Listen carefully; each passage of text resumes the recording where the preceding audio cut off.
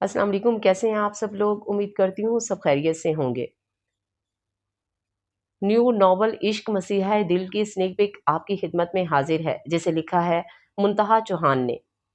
امید ہے منتہا چوہان کے باقی ناولز کی طرح آپ کو یہ ناول بھی بہت پسند آئے گا۔ یہ ناول صرف میرے چینل پر ہی موجود ہوگا۔ سنیک پک کو آپ انجوائے کیجئے اور انشاءاللہ بہت جلد اس ناول کی فرسٹ ایپیسوڈ بھی اپلوڈ کر دی جائے گی۔ تو آ جائیے سنیک پک کی طرف چلتے ہیں۔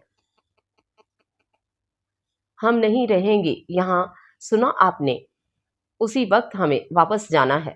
وہ روتے ہوئے اس کے گریبان تک پہنچی، جسے سختی سے زاویار نے پرے جھٹکا۔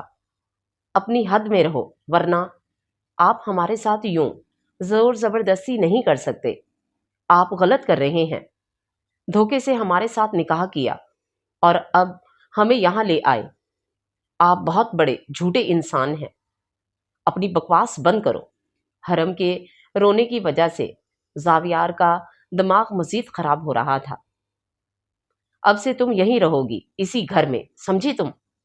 نہیں رہیں گے ہم یہاں، کبھی نہیں۔ وہ بھی تڑقی۔ ہمیں بابا کے پاس۔ بابا؟ وہ تمسخرانہ انداز میں ہنسا۔ بابا نہیں، غدار ہے وہ۔ زاویار کے لہجے میں شدید نفرت تھی۔ حرم اسے دیکھتی رہ گئی۔ ایک ایسا غدار جو آج بھی ایسے بے غیرتوں کی طرح جی رہا ہے جیسے بہت بڑا ملک کا محافظ ہو۔ آپ ہوش میں تو ہیں؟ آپ ہمارے بابا کے لیے کیا بولے جا رہے ہیں؟ حرم نے اب کی بار غصے سے اس کے قریب جاتے کہا، وہی جو سچ ہے۔ خبردار جو آپ نے میرے بابا کے بارے میں ایک بھی غلط لفظ کہا تو جان لے لیں گے ہم آپ کی۔ حرم نے انگلی اٹھاتے وارن کیا۔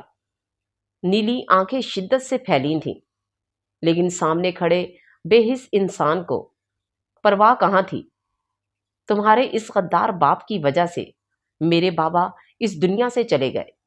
دھوکے باز تھا، بلڈی۔ زاویار۔ حرم کا ہاتھ اٹھا تھا، لیکن زاویار کی مضبوط گرفت میں اس کی کلائی تھامتے ہاتھ کو ہوا میں ہی معلق کر دیا۔ ہمارے بابا غدار نہیں ہیں، بلکہ آپ کے والد نے ہی کوئی غداری کی ہوگی جو آج وہ اس دنیا میں نہیں۔ حرم کے الفاظ برچھی کی طرح زاویار کے جسم پر چبھے تھے۔ ایک زوردار تھپڑ اس کے گال پہ رسید کیا۔ وہ دور جا گری۔ اس کے ہونٹ کا کنارہ پھٹ گیا اور خون رسنے لگا۔ یہ بھی تمہارے باپ نے تمہارے دماغ میں ڈالا ہوگا۔ اس کی غداری کی وجہ سے نہ صرف میرے بابا اس دنیا سے چلے گئے، بلکہ اور فوجی بھی لقمہ اجل بنے تھے۔ اور اب وقت آ گیا ہے کہ تمہارے باپ کو اس کے کرموں کا حساب ملے۔ اب وہ تڑپے گا تو مجھے سکون آئے گا، اور میں تو تمہارے باپ کو تڑپا تڑپا کے ماروں گا۔ زاویار کے لہجے میں جنون، شدت اور بے انتہا نفرت تھی۔ زاوی، زاوی، دروازہ کھولو بیٹا۔ باہر سے اس کی والدہ کی دروازہ پیٹنے کی آوازیں آ رہی تھیں، لیکن زاویار کانوں کو سیے کھڑا تھا۔ ہمیں ابھی اسی وقت آپ سے طلاق چاہیے۔ نہیں رہنا آپ کے ساتھ ہمیں۔ جانور ہیں آپ۔ حرم نفرت سے پھنکاری۔ زاویار نے غصے سے اس کے بالوں کو جکڑا اور اسے کھینچ کر اپنے قریب کیا۔ ابھی تم نے میرا جانوروں والا روپ دیکھا کہاں ہے؟ جس دن دیکھ لو گی اس دن خود سے بھی پناہ مانگو گی۔ وہ اس کے چہرے کو اپنی گرم سانسوں کی تپش سے سلگا رہا تھا۔ آپ کے ساتھ رہنا ہی نہیں چاہتے ہم۔ ابھی اسی وقت ہمیں طلاق۔ حرم کے باقی کے الفاظ منہ میں ہی دم توڑ گئے جب زاویار کا ہاتھ اس کی گردن تک پہنچا اور اس کو لگا اس کی سانس بند ہونے لگی۔